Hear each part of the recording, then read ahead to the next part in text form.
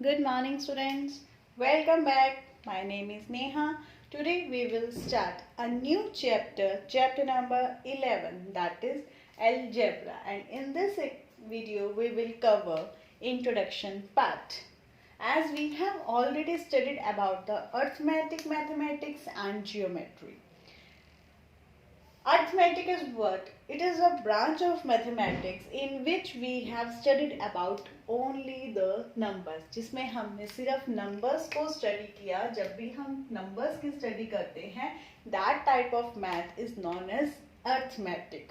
Okay, now come to the next. When we talk about the geometry, geometry is that type of branch of mathematics in which study about the figures, square, rectangle, ठीक है ना, triangle, ठीक है, 2 and 3 dimensions of figures, and even we have studied their properties in the geometry. Now we will start with the new chapter, with the new branch of mathematics, that is algebra.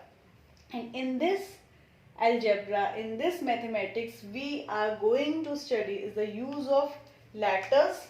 हम इसमें letters को use करेंगे और इनको हम बोलते हैं variables. कैसे, क्या, लेट्स स्टार्ट. तो in this we will study matchstick patterns first. तो मैचस्टिक पैटर्न, मैचस्टिक से नाम से क्लियर हो रहा है, मैचस्टिक माचिस की तीली. पैटर्न, किस तरह के पैटर्न, क्या, वो हम लोग स्टडी करते हैं यहाँ पे. सपोज मेरे पास 3 मैच स्टिक हैं और मैंने उस मैच स्टिक के यूज से एक इस तरह से ट्रायंगल बना दी.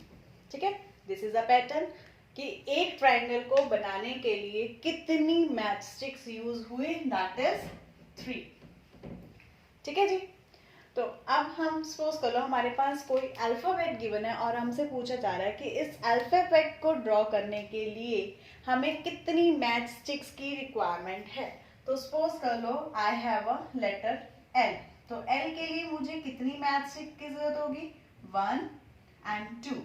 तो मतलब एक एल को ड्रॉ करने के लिए आई नीड 2 मैच स्टिक्स. इसी तरह अगर मुझे 2L ड्रॉ करने हैं, then how many matchsticks are required? 1, 2, 3 and 4. यहाँ पे मुझे 1L के लिए 2, 2L के लिए 4. अगर हम बात करें 3L, then we need how many matchsticks? 6. 1, 2, 3, 4, 5 and 6. If I draw 4L, then how many matchsticks? That is 8.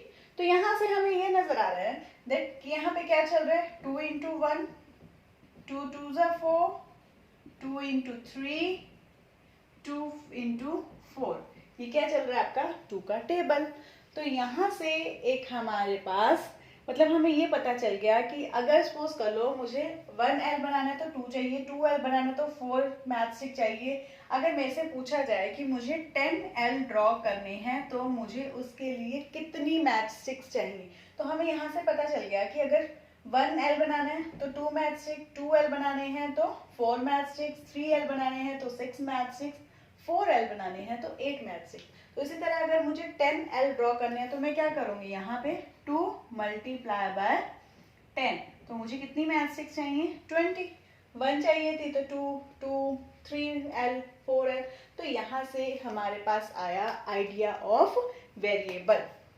हमारे पास यहाँ से आया एक आइडिया ऑफ वेरिएबल कि क्या, एक हमारे पास पैटर्न बन के आ गया कि 2N. मतलब ये पैटर्न जो है that is for the L. ठीक है, कि अगर मुझे L ड्रॉ करने हैं तो मुझे कितनी number of match sticks, N जो यहाँ पे स्टैंड कर रहा है that is number of match sticks. मुझे कितनी मैच स्टिक्स की जरूरत है. ठीक है जी. और ये जो पैटर्न होगा हर अल्फाबेट के लिए डिफरेंट होगा. Let's see one more pattern. Now next letter I am taking C. तो फॉर 1C के लिए how many match sticks I need. C 1 match stick, 2 match stick and 3 match stick. मतलब 1C के लिए I need 3 match sticks. Then for 2C के लिए मुझे कितनी मैच स्टिक चाहिए 1 2 3 4 5 एंड 6. तो इसी तरह अगर I will draw 3C then I need how many match sticks that is 9. अगर 4 ड्रॉ करूंगी then I need how many match sticks that is 12. तो इसका मतलब हर एक में 3 3 ऐड होते गए, या फिर हम कह सकते हैं 3 into 1, 3 into 2, 3 into 3 and 3 into 4. कौन सा टेबल चल रहा है 3 का, मतलब जितनी मैथ स्टिक्स चाहिए वो हमारा C के लिए रूल क्या बन गया मैथ स्टिक पैटर्न में से दैट इज 3n. मतलब सपोज कर लो मुझे अगर 15C ड्रॉ करने हैं then how many math sticks required. आप क्या करेंगे 15C, आपको पता है C के लिए मेरा पैटर्न क्या है दैट इज 3n. तो अब आप क्या करेंगे 3 multiply 15 that is 45 math sticks you need. अब बात आती है दैट इज n. n जो हमारा ये वेरिएबल है, ये हमेशा याद रखना n is not fixed. n fixed नहीं होता, n means variable. Variable is not fixed. इसकी value according to the need change होती रहती है. Okay, it is changeable, it is not fixed. Okay students, ये फिक्स नहीं है, ये चेंज होती रहती है. और दूसरी बात, इट इज नॉट नेसेसरी कि हर टाइम आप जब भी वेरिएबल्स यूज करेंगे that you will use n. ये भी कोई जरूरी नहीं है. You can use any variable a b c d e f g h up to z. ठीक है, आप कुछ भी वेरिएबल यूज कर सकते हैं. ओके स्टूडेंट्स, आप मैथ स्टिक के पैटर्न के साथ आप बहुत सारे लेटर्स को यूज़ कर सकते हैं, उसके पैटर्न्स बना सकते हैं. ठीक है जी, वो हम अभी एक्सरसाइज में कंटिन्यू करेंगे. Now next topic is the rules from geometry. Geometry में से कैसे रूल्स देखते हैं. कैसे पेरीमीटर ऑफ अ स्क्वायर, हमें सबको पता है फॉर्मूला क्या होता है perimeter of a square that is 4 multiply side of a square. और हम इसको समटाइम्स लिख देते हैं 4 multiply s और we can write it like 4s. तो जो हेयर s है, ये जो हमारे पास s है यहाँ पे that is also a variable. ठीक है जी. इसी तरह we have a perimeter of a rectangle. Perimeter of a rectangle क्या होता है 2 multiply लेंथ प्लस ब्रेड्थ. ठीक है, तो ये जो लेंथ एंड ब्रेड्थ है these are also a variables. ठीक है, तो कोई भी हमारे पास जो फॉर्मूलाज हैं उसमें हम लोग A to Z जो भी यूज करे हैं these are known as variables.